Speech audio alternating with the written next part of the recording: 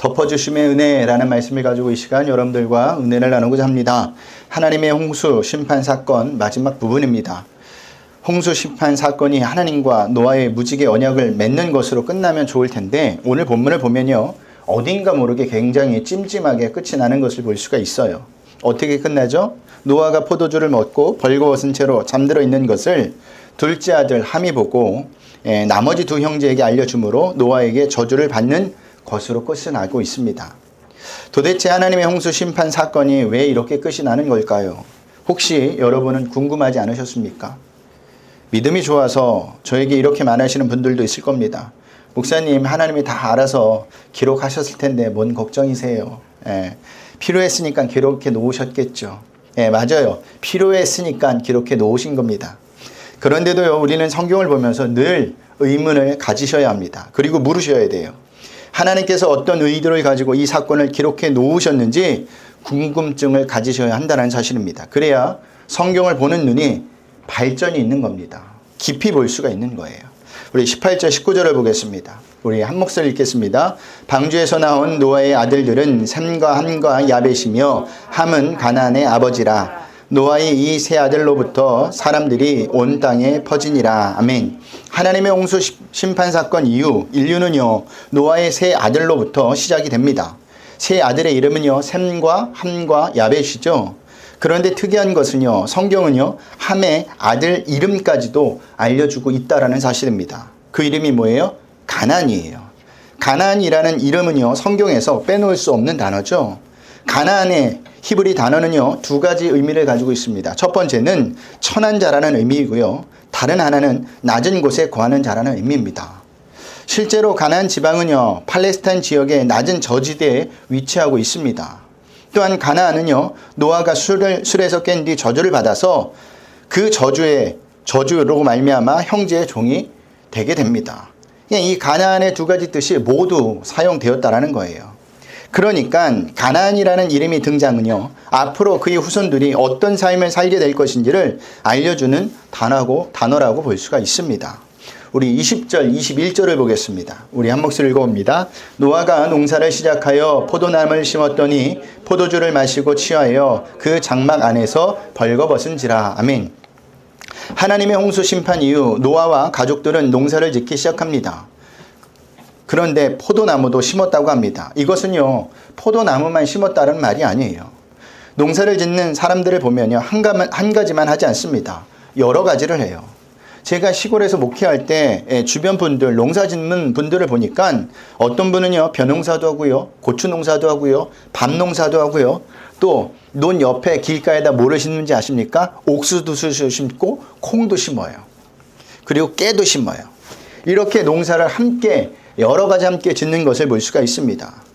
노아와 가족들도 마찬가지였을 거예요. 그런데도 20절에서 노아가 포도나무를 심었다고 하는 표현은 어떤 사건의 발단이 포도나무로부터 시작되는 것을 우리에게 지금 미리 알려주고 있는 겁니다.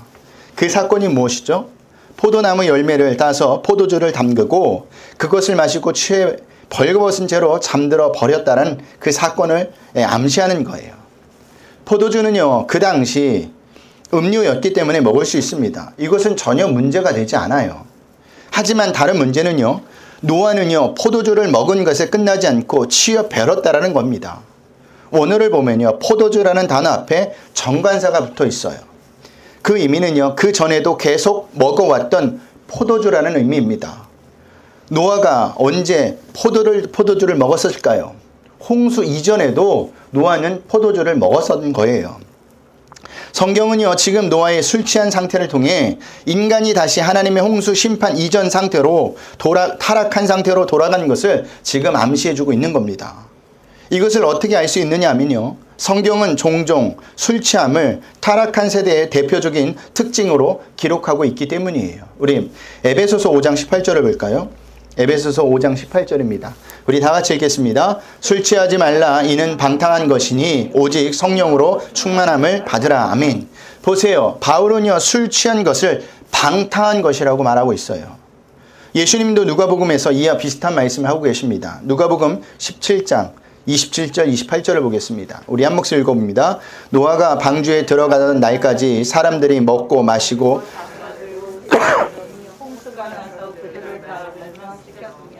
또 롯의 때와 같으리니 사람들이 먹고 마시고 사고 팔고 심고 집을 짓더니. 아멘.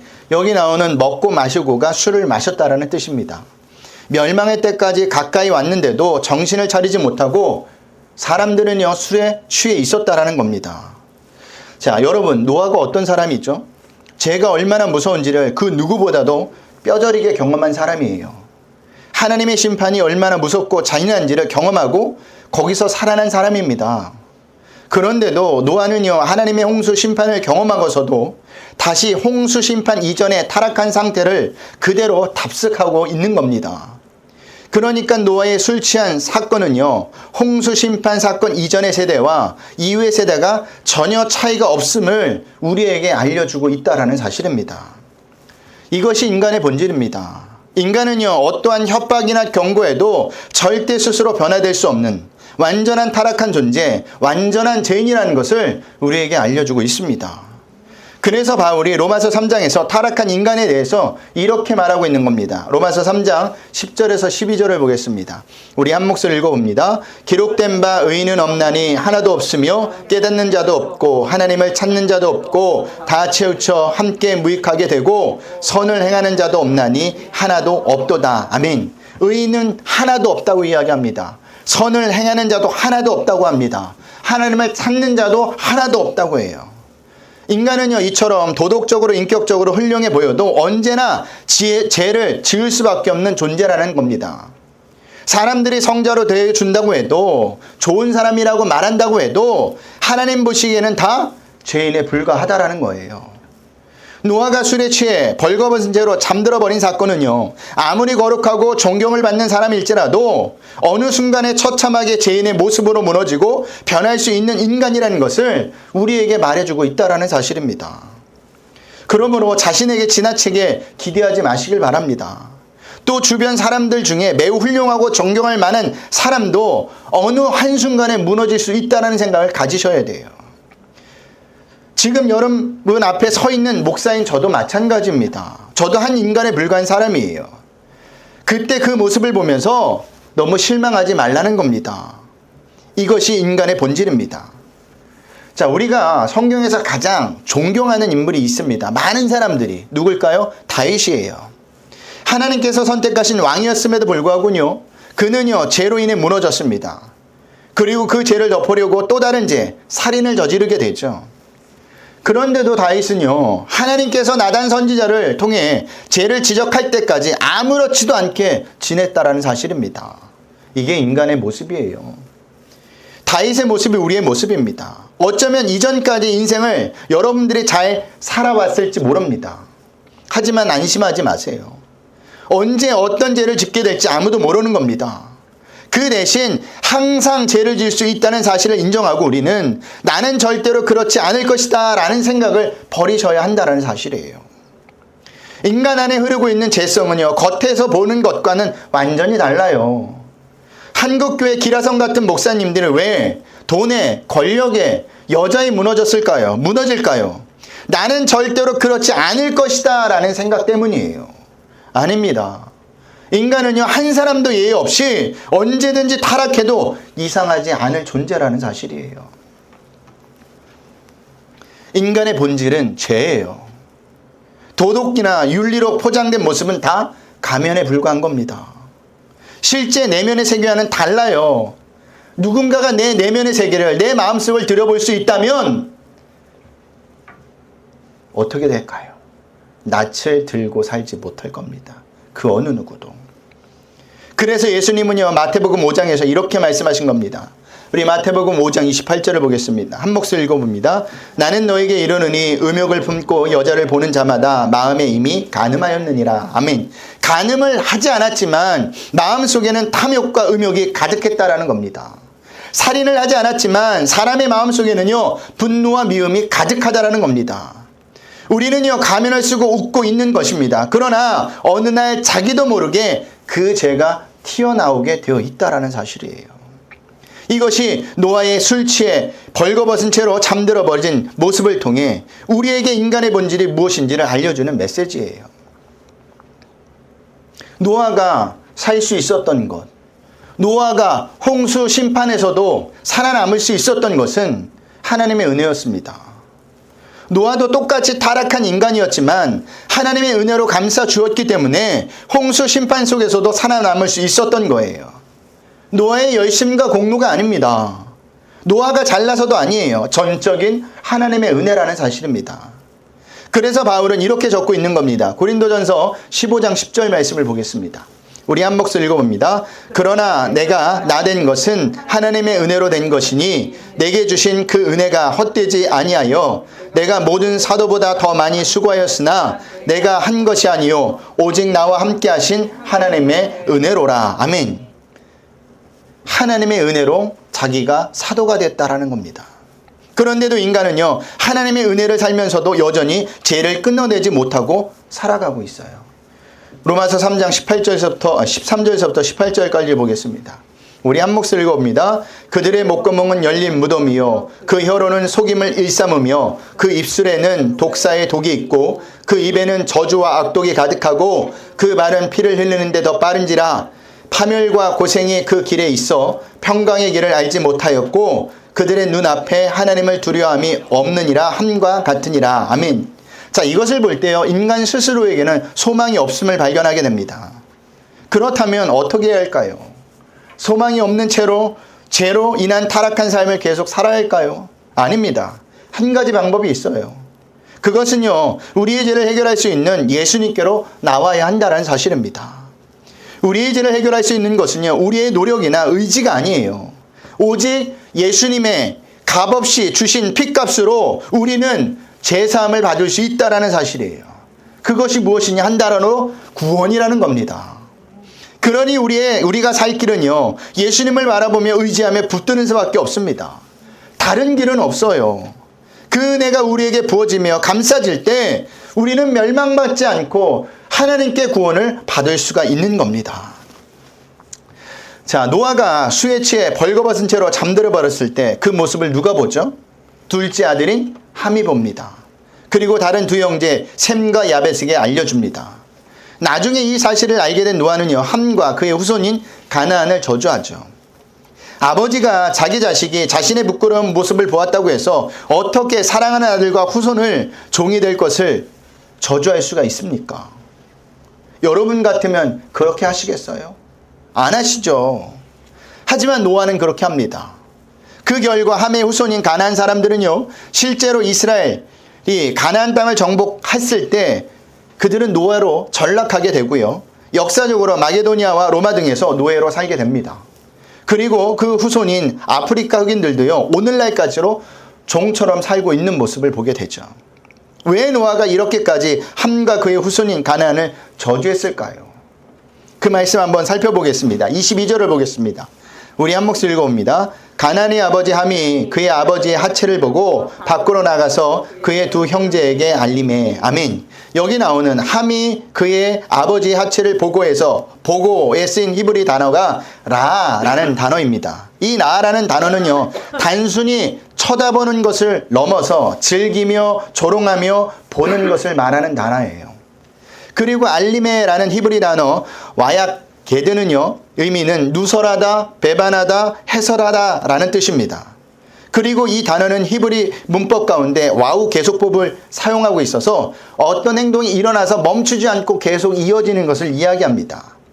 그러니까 이 두 단어를 종합해보면 함은요, 노아의 술에 취해 벌거벗은 채로 잠들어 있는 모습을 아들로서 마땅히 지켜야 할 도리는 지키지 않고 그것을 조롱하며 악의적으로 형제들에게 누설하고 다녔다라는 거예요. 그래서 노아가 저주를 한 것입니다. 함의 모습이 꼭 우리의 모습 같지 않습니까? 보세요. 우리는요, 남의 허물을 덮어주기보다는 그 허물을 가지고 다른 사람들과 이야기하는 것을 즐깁니다. 안 그러세요? 네. 카페 같은 곳에 가서 이야기를 나누는 것을 듣는 경우가 있어요. 그러고 보면요, 서로 칭찬하는 이야기를 하지 않아요. 그 자리에 없는 사람들의 치부, 잘못된 모습을 계속 드러내면서 꼬리에 물으면서 2시간, 3시간씩 이야기합니다. 전부 다 내 얘기가 아니에요. 남의 허물 이야기를 합니다. 우리가 함이에요. 그렇게 얘기를 하면 시간 가는 줄도 몰라요. 왜 이렇게 즐거운지 모르겠어요. 예. 그런데 하면 어떻게 되죠? 저주를 받게 돼요. 심판을 받았다는 것입니다. 그렇다면 우리도 허물을 덮어주지 않고 그거를 누설하며 그것을 즐기며 악의적으로 조롱하는 그 모습을 사는 우리는 어떻게 된다는 겁니까? 똑같이 심판을 받는다는 겁니다. 로마서 2장 1절 2절을 볼까요? 로마서 2장 1절 2절입니다. 한 목소리 읽어봅니다. 그러므로 남을 판단하는 사람아 누구를 막론하고 내게 핑계하지 못할 것은 남을 판단하는 것으로 내가 너를 정죄함이니 판단하는 내가 같은 일을 행함이니라. 이런 일을 행하는 자에게 하나님의 심판이 진리대로 되는 줄 우리가 아노라. 아멘. 무서운 말씀이에요. 이런 일을 행하는 자에게는 하나님의 심판이 진리대로 된다고 기록하고 있습니다. 그러므로 남의 허물을 함부로 말하지 말고 평가하지 마시길 바랍니다. 함부로 말하고 평가하는 순간 하나님께서 우리에게도 그렇게 해주신다는 겁니다. 이와 반대로 함의 이야기를 들은 셈과 야벳은 어떻게 하죠? 우리 23절을 보겠습니다. 우리 한 목소리 읽어봅니다. 셈과 야벳이 옷을 가져다가 자기들의 어깨에 메고 뒷걸음쳐 들어가서 그들의 아버지 하체를 덮었으며 그들이 얼굴을 돌이키고 그들의 아버지 하체를 보지 아니하였더라. 아멘. 함의 이야기를 듣고 셈과 야벳은요 옷을 가지고 와서 뒷걸음으로 가서 노아의 벌거벗은 몸을 덮어줍니다. 함과는 극명한 대조를 보여주고 있는 대목이죠. 특히 23절에는요 오늘 말씀의 중심이 되는 단어가 나오는데 그 단어는요 덮었으며라는 단어입니다. 이 단어는요 히브리 갓사인데 단순히 덮어서 가리다라는 뜻도 있지만 성경에서 가장 많이 쓰이는 의미는 죄를 가리워서 용서하다라는 의미로 더 많이 쓰이고 있습니다. 우리 한 구절만 보고 갈까요? 시편 32편 1절 말씀입니다. 시편 32편 1절 말씀입니다. 우리 한 목소리 읽어봅니다. 허물의 사함을 받고 자신의 죄가 가려진 자는 복이 있도다. 아멘. 여기 가려진이라고 쓰여진 단어가 바로 오늘 본문에서 쓰인 갓사입니다. 즉 노아의 벌거벗은 몸을 덮어준 셈과 야벳은요 바로 인간의 죄를 덮으시는 하나님의 은혜의 모습을 보여주고 있는 모델을 지금 설명하고 있는 거예요. 그런데 놀라운 것은요 이 덮어줌의 은혜가 성경에서 계속 나타나고 있다는 사실입니다. 창세기 초반부터 계속 반복하여 등장하고 있어요. 가장 처음 나타나는 것은요 어디 있냐면 하나님께서 벌거벗은 아담과 하와를 무지한 짐승의 가족으로 덮어주신 사건입니다. 벌거벗은 노아와 벌거벗은 아담 이 둘은요 모두 부끄러운 죄인의 모습을 가리키는 것인데 하나님은요 당신의 은혜로 그들의 부끄러움을 그냥 덮어주시고 그들을 구원해내셨다는 의미입니다. 노아의 홍수 사건도 나타난 방주도 마찬가지예요. 노아와 가족들이 방주로 들어간 모습이 방주에 감싸임을 당한 모습이에요. 이로 인해 죄로 죽을 수밖에 없는 노아와 가족들이 살 수 있게 된 겁니다. 예수님의 모형인 방주가 홍수 심판으로부터 노아와 가족들을 살릴 수 있었던 것입니다. 그런데 노아가 다른 사람들과 달라서 그랬을까요? 아까 위에서도 말씀드렸지만 아니에요. 노아도 다른 사람들과 별반 다르지 않았습니다. 그런데도 어떻게 선택을 받았느냐? 하나님의 값없이 주는 은혜를 입었기 때문이라는 겁니다. 창세기 6장 8절을 볼까요? 우리 한 목소리 읽어보겠습니다. 그러나 노아는 여호와께 은혜를 입었더라. 아멘. 노아는 여호와께 은혜를 입었기 때문에 죽을 수밖에 없는 그 자리에서 노아와 가족들만이 살아났다라는 사실이에요. 이것을 통해 우리가 알 수 있는 것은요. 우리의 행위나 열심히 우리를 구원할 수 없다라는 겁니다. 그러면 우리에게 필요한 것이 무엇일까요? 하나님의 덮어주심의 은혜가 필요합니다. 셈과 야벳이 술에 취해 벌거벗은 채로 잠들어버린 노아를 뒷걸음으로 가서 덮어준 은혜가 저와 여러분들에게 필요하다라는 거예요. 그때 우리는요 하나님 나라에 가서 하나님 앞에 설 수 있는 자격이 생기는 겁니다. 멸망의 심판에서 벗어날 수 있는 자격이 생기는 거예요. 이렇게 창세기에 나타난 하나님의 덮어주심의 은혜는 출급 당시 유월절 어린 양의 피로 다시 나타나게 되어 있어요. 죽음의 사자가 장자들을 모두 죽일 때 무지한 유월절 어린 양의 피가 덮인 집은 그냥 넘어가 버리는 겁니다. 이것이 어린 양의 피로 덮여진 은혜예요. 그렇다면 지금 이 시대는 무엇으로 덮어주심의 은혜가 임했을까요?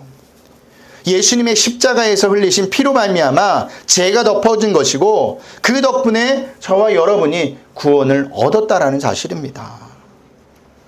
그러면 하나님의 덮어주심의 은혜를 경험한 사람은 어떻게 살아야 되느냐? 자연스럽게 하나님께 순종할 수 있는 자로 살게 된다는 겁니다. 노아가 가족들을 데리고 방주에 들어갔다는 것은요, 이 세상에 아끼고 소중하게 여겼던 모든 것들을 포기했다는 의미와도 같아요. 왜 포기했을까요? 그것을 가지고는요, 다 방주로 들어갈 수 없기 때문입니다. 마찬가지예요. 우리가 진정으로 하나님의 덮어주심의 은혜를 경험하고 방주이신 예수님 안으로 들어와 있는 자라면 우리는요, 자신의 행복과 만족을 위해 이 세상에서 쌓아두었던 모든 세상의 힘들을 놓아버리는 모습이 반드시 나와야 한다라는 사실입니다. 왜 그렇게 해야 되느냐? 그것들을 가지고는 우리가 하늘나라에 갈 수 없기 때문입니다. 그것을 붙잡고 있는 한 우리는 구원받은 백성이 아니기 때문이라는 사실입니다. 근데 이게 쉽느냐? 쉽지 않아요. 세상의 정욕, 이 세상의 자를 버리는 것을 쉽지 않아요. 솔직히 저도 어렵습니다. 하지만 하나님께서는요, 반드시 우리를 그런저런 만드실 거래요. 왜냐하면 그런 것들을 가지고는요, 절대로 하나님 나라에 들어갈 수 없기 때문입니다. 그래서요, 하나님이 여러분들의 삶에 개입하셔서 세상의 정욕, 이생의 자랑을 놓게 만드시는 일들을 경험하게 하시는 겁니다. 물질을 전부로 생각한 사람들은요, 물질을 놓게 만들어요. 자식이 전부인 사람에게는요, 자식을 놓게 만드는 일들을 만드십니다. 권력도 마찬가지이고요. 디도서 2장 11절에서부터 13절을 볼까요? 디도서 2장 11절에서부터 13절입니다.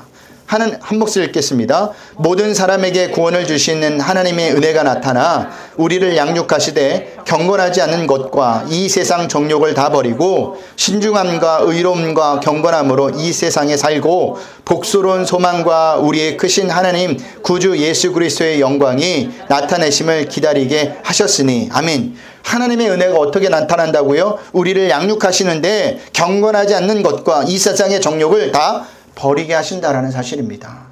그러니 우리가 세상 것을 붙잡고 있어야 됩니까? 놓아야 합니까? 놓으셔야 돼요. 하나님께서 그렇게 만드실 때 우리는 과감히 놓으셔야 돼요. 그게 사는 길이라는 사실입니다. 그리고 신중함과 의로움과 경건함으로 살게 하신다고 말씀하고 있어요. 더 나아가서 복스러운 소망과 우리의 크신 하나님의 구주 예수 그리스도의 영광이 나타나심을 기다리게 하신다고 합니다. 보세요. 우리의 힘과 열심으로 하는 것이 아니에요. 하나님의 양육하심으로, 하나님의 간섭하심으로 그렇게 우리가 만들어져 간다라는 사실입니다. 그게 뭐라고요? 하나님의 은혜라는 겁니다. 하나님의 여러분 인생 가운데 하나님과 상관없는 것을 빼앗아갈 때 여러분은 그것을 무엇으로 생각해야 되느냐? 하나님의 은혜로 생각하셔야 한다는 겁니다. 왜냐하면 그것을 붙잡고 있는 순간, 붙잡고 있다면 절대로 하나님 나라에 들어갈 수 없기 때문입니다. 우리는 그렇게 하나님의 은혜로 조금씩 만들어져 가는 거예요. 하나님의 백성으로. 그때 좌절하고 절망하지 마세요. 오히려 기뻐하시길 바랍니다. 내가 버릴 수가 없으니까, 내가 놓을 수가 없으니까 하나님께서 그렇게 만들어 가신다라는 사실이에요. 말씀을 마치겠습니다. 오늘 본문이 왜 하나님의 홍수 심판의 마지막 장면인지 이해가 되십니까?